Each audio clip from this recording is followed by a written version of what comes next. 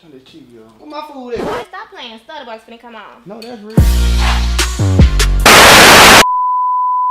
Hey, it's your boy Malcolm Jones, aka Mr. Stutter by himself, man. But today, I got a special guest, man, Mr. Alabama himself, man. I always from Florence, Alabama. What's good with y'all, man? I'm Reggie Ragland, aka they call me Tupac, man. That's my nickname. My mom gave me that one. She was gonna call me Tupac Shakur Ragland, but my dad was like, oh no, so nah, so it just nah. Now you been from Florence, let me say the correct. You been from Florence, grew up in Huntsville.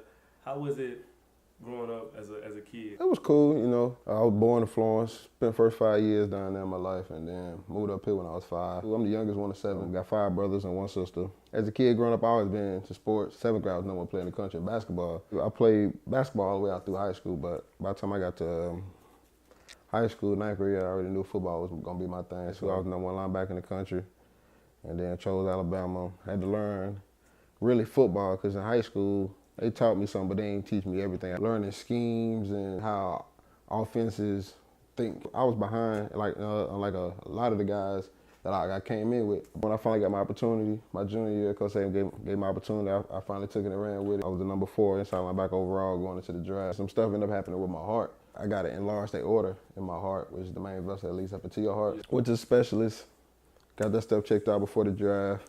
I told all the teams I was good, and then the morning of the draft, because I was at the draft, somebody leaked it talking about it was something wrong with my heart. It was, but it wasn't, and a lot of teams thought I was lying, so that dropped me into the 2nd round instead of me going 1st round. Man, God got a plan for everything. I done came a long way. All I've ever known was just hard work and just keep my nose clean and doing what I got to do. I always wanted to be different from everybody I grew up with. I stayed in the house a lot. Like, I didn't party that much coming up as a kid.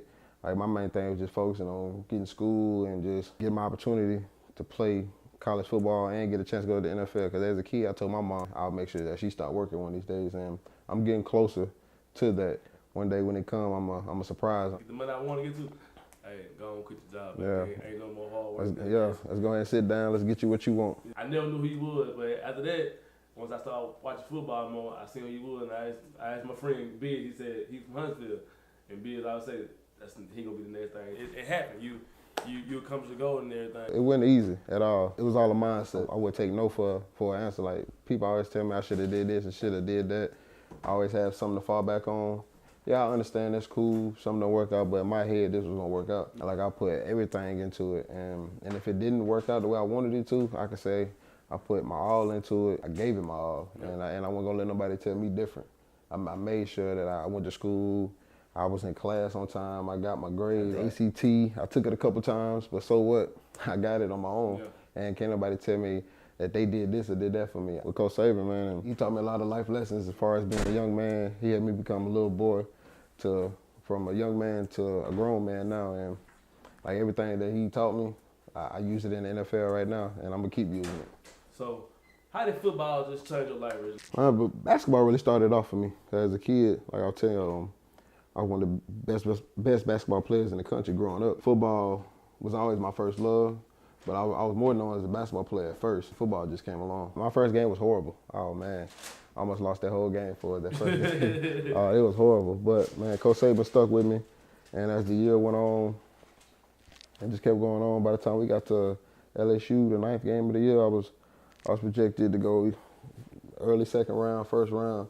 And I wouldn't even think about that. I just wanted to get back out there and just play ball. Put your heart out of the field. Yeah, and then that year didn't end the way I wanted it to. End up getting a concussion against Ohio State. I thought about leaving, but in my mind, I didn't want to leave. So I told my mom that I wanted to stay and graduate. I wanted to be up for every major award there was as far as the defensive player in college. And I was a semifinalist for everything, but they didn't want to give it to me.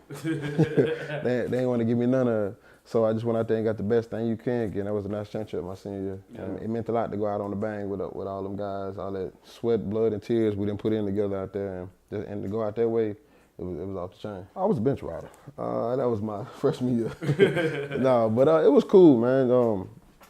To win it in Miami, my first year, and then seeing how those guys like C.J. Mosley, A.J. McCarron, Chance Warmack, who just won a Super Bowl with the Eagles.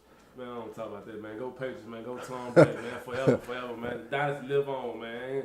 Reggie, he's a bad luck person. He said and told me, I told you it was a defensive game. You just won that championship. Like how did it Oh feel man, and everything? it felt real good, man. Just to get one and say I won one, because not a lot of people get the opportunity to win that championship. Yeah.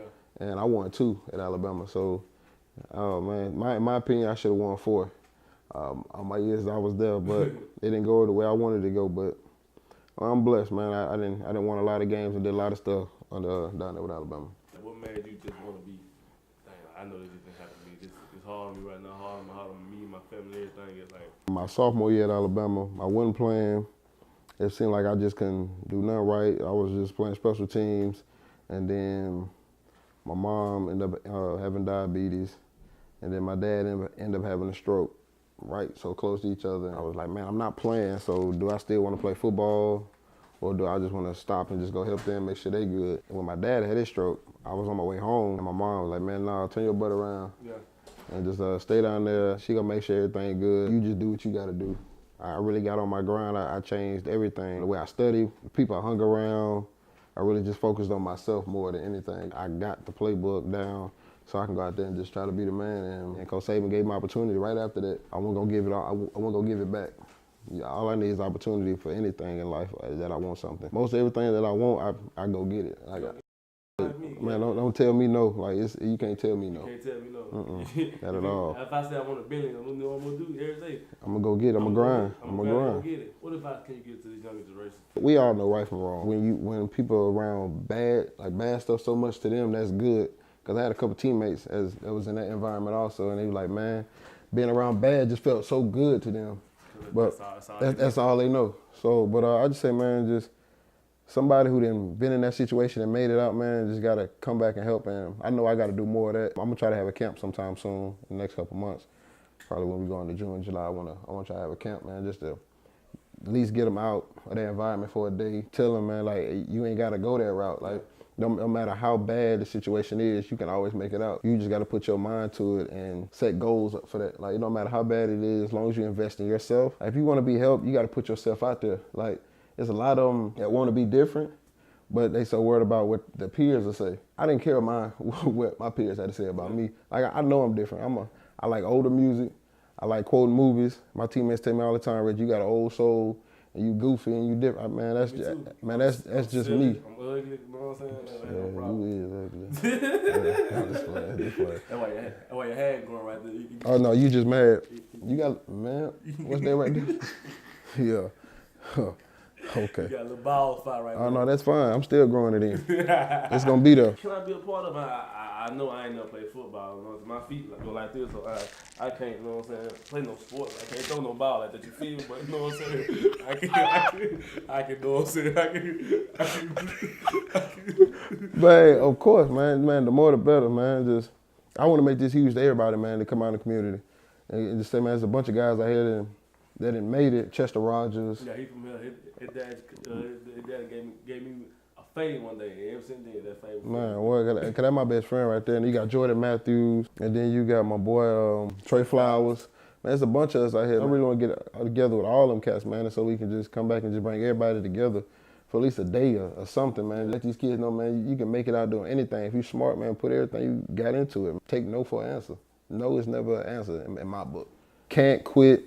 I can't use them words. Them excuses. Yeah, them all excuses, man. And I can't be an excuse. I got, man, like my dad told me when I was younger, man, be better than him. And ever since then, I work to do that. Yeah.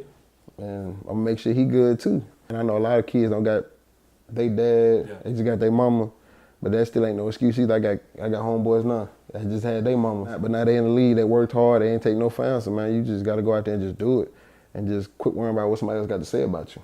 Who's the first black NFL coach to win the Super Bowl? First black NFL coach? Tony Dungy, ain't it? Well, you smart. Well, I like you. You know your history. I like it. I know a little something. When you was growing up, what was your favorite NFL team? Man, it was the Ravens because of Ray Lewis. That's my favorite player all the time. Ray was the heartbeat and soul, and that's the reason why I want to play linebacker. Because the linebacker makes sure them guys get everybody lined up. He's the vocal leader on that team, so I watch his motivation videos, his highlights, clips, everything. So I try to mold my game around him. I try to mold my game around them guys. They put down the blueprint. They tell you how to do it. You just got to go out there and implement it into your life. What would you do change the world if you had the opportunity? Change the world, man. You gotta change yourself.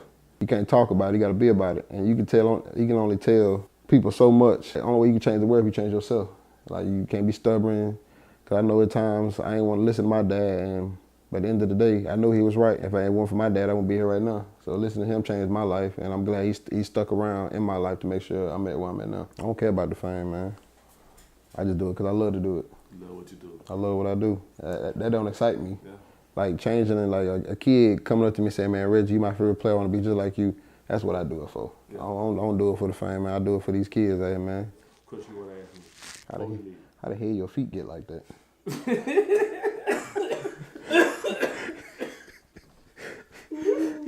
How your feet get like that, man? I'm double jointed, man. Oh, you like Oscar Proud, huh? I got another check. You want to see it? No, I'm good. So No, keep that to You wanna yourself. see it, No, though? I'm straight. Everybody got to give, man. That was funny, boy. Don't do that no more. Don't do that no more. I thank y'all for tuning in, man. I thank Reggie for coming on my show, man. It was planned a year ago, but it never happened, man. You know, you got working on God's timing and God's perfection, man. You know what I'm saying? I think Reggie been my first NFL player on Stutter Box, man. He don't know he's the first Alabama player on Stutter Box, man. I really appreciate him giving me the opportunity to talk to him and everything. And I thank him for allowing me to do it. Like Reggie said, man, if anything you want out of life, you gotta go get it. Can't nobody tell you no. The only person stopping for success is the second letter. You. Go add Reggie on Instagram. What's it? Reggie Ragland with the blue check. And Stutter BoxTV on Facebook and Instagram, man. Hey, hope y'all have a good night, man. We out, man. All right, man. Y'all follow me at Reggie Ragland, REGGIE RAGLAND. And like he said, yeah, you got a little blue check right there.